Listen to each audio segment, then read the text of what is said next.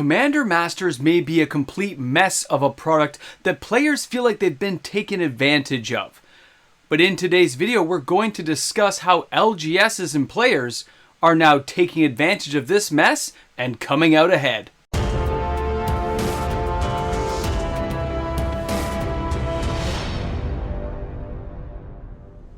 For the last few months, Commander Masters has been my personal chew toy, where I've gone through this product time and again, telling you everything that's horrible, and mainly it's the price tag that was attached to this product. But what happens if things turned around? What happens if people, players, LGSs, finally came out ahead? Welcome back, everyone.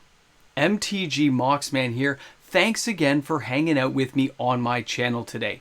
And if you're new to the channel and you enjoyed today's content, don't forget to like and subscribe to the channel. New content every day of the week, and we're getting closer to our goal here on the channel of 20,000 subscribers. And of course, the party we're going to have when we get there is going to be epic. At 19,000 subscribers, my main page will have a video up explaining the rules of the 20K party. So make sure you like and subscribe and enjoy watching my videos every day of the week. So let's talk about Commander Masters. We know that I hate this product, and it's because of the price tag, not the cards inside. It is the price tag that they tried to attach to this product label. They gave it a great name, Commander Masters. They made it look like it would be the be-all, end-all. But the price tag could not justify what they put inside.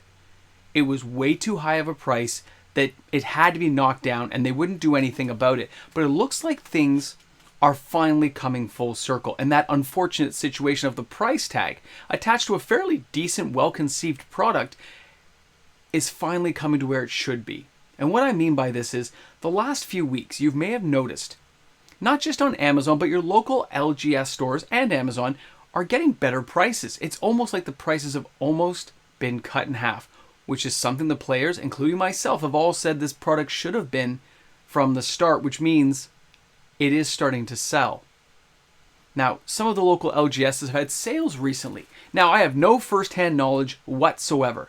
This is an entertainment channel, as somebody like Alpha Investments would say. I have no insider knowledge that maybe distribution got some really cheap boxes which they sold to their LGS network really cheap, and that way LGSs could put all kinds of sales and deals on which players could take advantage of, which means players get a decently priced product, stores don't get taken for money that they shouldn't be spending, and they got it at a good price.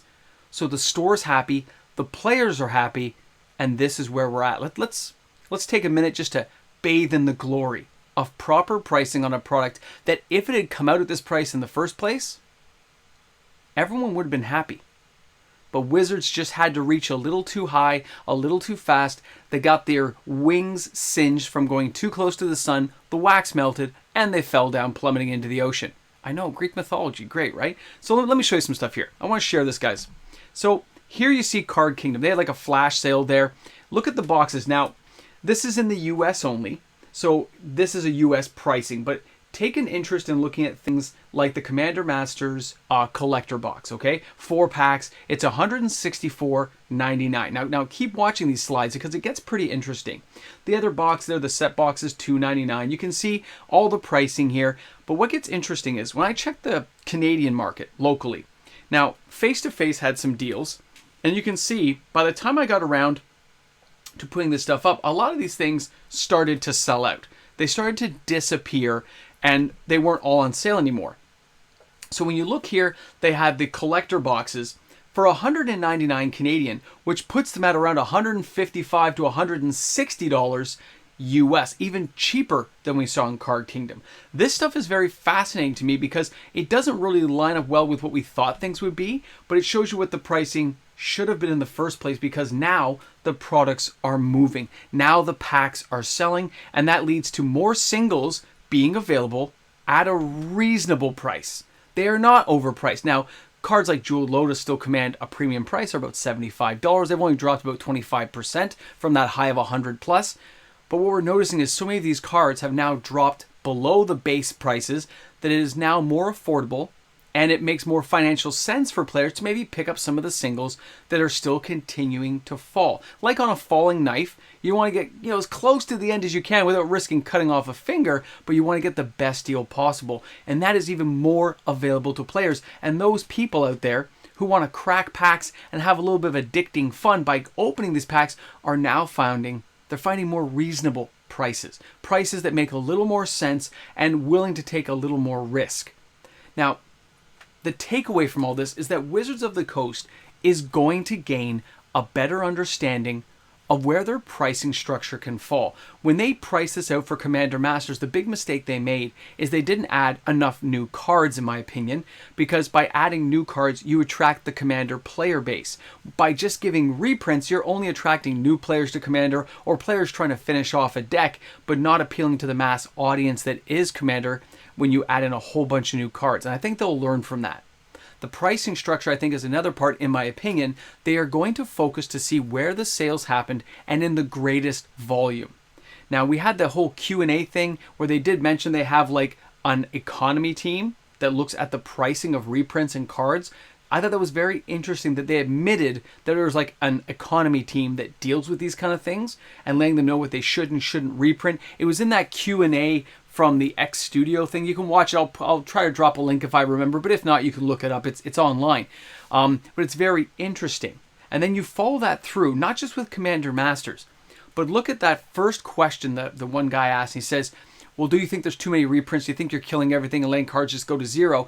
And he makes mention that yes, it takes time to turn things around. Yes, they've heard the audience and reprints will be slowing down. So after this initial super high, they will slow them down, which means we will see probably more stable card prices, probably not to what some players are hoping for, but not as bad as it could be either, which means a stabilization at some point in the next 14 to 18 months will be a welcome thing to a lot of Magic players who have spent a lot of money buying these cards.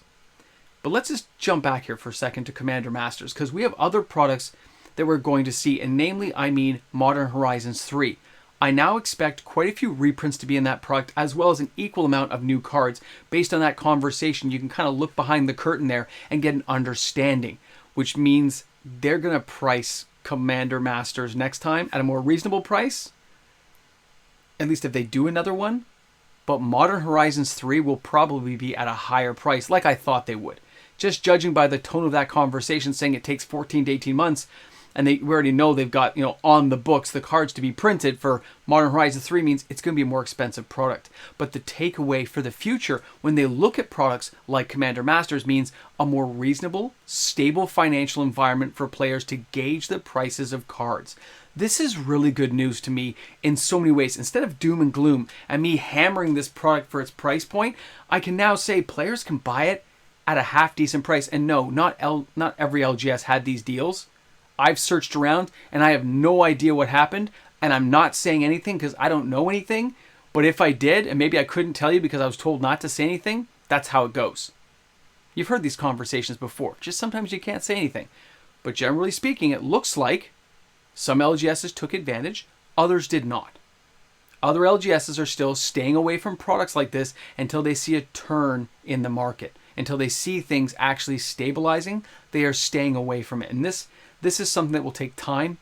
And these kind of wounds are going to have to first scab over, be picked off, and slowly get back to normal. It's going to take years. But in the meantime, these types of prices can be taken advantage of. And what I'm talking about here also, take a look at this as well. Now, this is what I mean by there are so many products out there that stores are still carrying. When you take a look at what stores have on clearance, things they're trying to sell that they paid good money for, it just makes it that much more important that products like Commander Masters are at a better price point to allow these stores to recover, to compensate for lost inventory and volume of sales due to overprinting. When you look at things like these Challenger decks, 2019, 2020, 2021, Commander Legends Battle for Baldur's Gate. This thing used to be like $400. I think I paid $399, $460 with tax, $289 now. When you look at all these ones from Crimson Vow and stuff like the collector commander decks, when you take a look at Dominaria United, and I'm seeing the draft boxes for like $134, you can get the Jump Start for $74. How about Innistrad Crimson Vow for $179? for a collector box. This is what we're talking about, and these are the volumes. Look, even Innistrad Midnight Hunt, 179. Phyrexia, all will be one. Now, some of these deals are not as good as others, but when you look at Rivals of Ixalan, which should be a sealed box collectible, now we know because of the reprints, the way they do things, it has no secondary market value and nobody wants to touch it. So there it is from 249 on to 164 because they're just trying to clear room. And yeah, this stuff's from 401 Games because I find how they set up their webpage very easy to work with. But when I see all these prices, it isn't just 401. It could be any store you're looking at. Any local LGS you deal with has this same type of inventory volume control problem right now with so much inventory. Like Warhammer 40K was the biggest dog to ever bite a bone. And then we've got it sitting here. It's just sitting on the shelves. They're dumping it. It's on sale. It just shows where people thought things were collectible. And now we're left wondering what comes next. And that's the whole thing. What will come next will be a stabilization of the market, which means you will see lower print runs somewhere in the next 14 to 18 months. It's going to happen. I'm sure of it now. The tone that I'm seeing from conversation, from those kind of Magic panels, lets me know that there's something underneath. You're like, you guys know how bad it is. Bringing Standard back and making it a more prominent role, so important and such good news and welcome news to so many players. But taking back to Commander Masters, which is what we're here to talk about. This is why I'm here. When you look at this product now, you see all these prices and inventory. This is just another product that they overpaid for and had on the shelves. And now that they've got some unofficially dumped on clearance, not just on Amazon, but to maybe some distribution networks that somehow found its way into certain stores because they felt like they needed it. And it allows them to generate a little revenue to help with the carrying costs of all those products, all those mistakes that are overprinted, overwhelming, and are going to sit on the shelves for decades. Some of these products, I'm almost liking them to the next Fallen Empires and Homelands. So overprinted, so killed to the market, it's going to take 20 years to recuperate from this 2020 to 2022 era that we saw for printing. It's not going to happen overnight. It'll be a big about face and a turning of the ship that definitely appears to be happening, in my opinion. I can see these kind of tones that I'm used to seeing in different corporate settings that I now see here. I'm like, yeah, I like what I hear. I like what I see. I'm glad players can buy some of these singles at a cheaper price, but they can also open the packs and not feel like every pack has to be gold just to enjoy it. They can have some fun cracking some packs and have a little bit of joy, even if they don't get a big one, even if they don't hit it huge. But at the same time, you want to buy a box, you're more likely to get something decent and it doesn't cost as much.